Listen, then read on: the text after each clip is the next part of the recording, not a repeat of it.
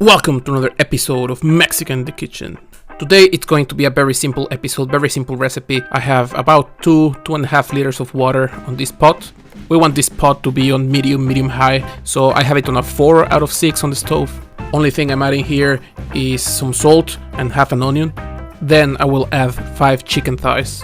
You could use any other part of the chicken, or you could even use pork. You can also make shredded chicken, but I think traditionally we use this chicken thigh or the leg with the bone still in it when you serve it. We'll wait for this to start boiling, and once it starts boiling we'll count 40 minutes. After those 40 minutes our chicken should be ready. After 40 minutes you can see our chicken is ready. It's quite tender, quite soft, it should be still quite juicy. At this point the best way of storing our chicken is keeping it on the broth, so I will just take the whole pot and move it out from the stove. I'm using this Doña Chonita mole verde. It's from La Costeña, so you can tell it's authentic. It's widely used in Mexico. This sauce is ready-made. There's not much you have to do to it, so we'll warm this up. We just have to cut it open, and you will notice it's not a paste like other moles. This is already a bit liquid, although you can tell it probably comes from a similar kind of paste. I get mine from Las Tunas Torrefai, so check them out if you live in Finland. They have great products, great prices. If you live somewhere else, this is the kind of product that you'll most likely find in your local Mexican store. I'm pouring my sauce into a small pot.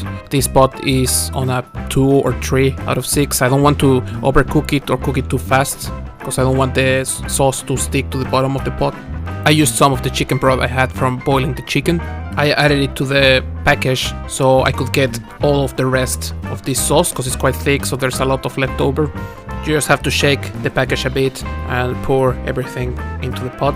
I think the texture of the sauce is quite good already, so we don't have to add too much broth. At this point the only thing we have to do is mix it, keep an eye on it, and wait until it's warm enough.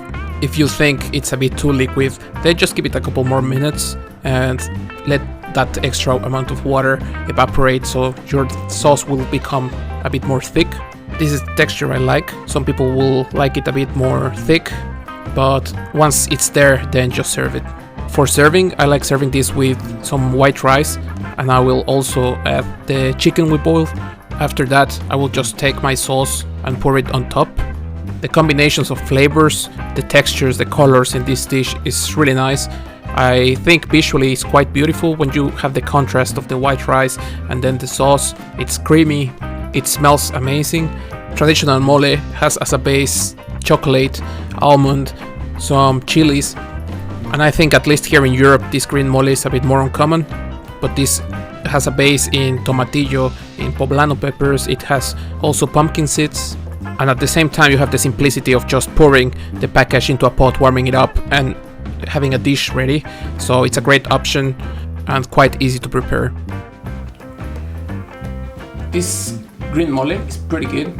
I was quite surprised, to be honest, because I don't usually buy these ready-made sauces, ready-made food, but this is quite nice. It's very simple, you just have to warm it up.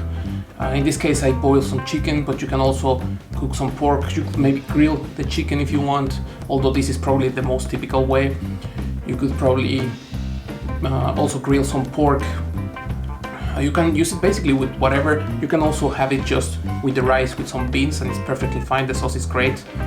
So I really hope you try it, because these kind of ingredients will be quite expensive to get around here, because most of them is like epazote, tomatillo, maybe I don't know if it has poblano probably.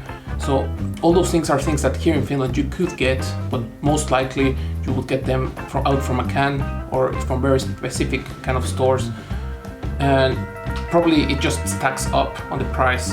And here you get the whole thing ready-made. Just pour it on a pot, warm it up a bit, pour it on top of whatever you want. It's great. So I hope you like the video. Subscribe, press like, share it with your friends, all that kind of things.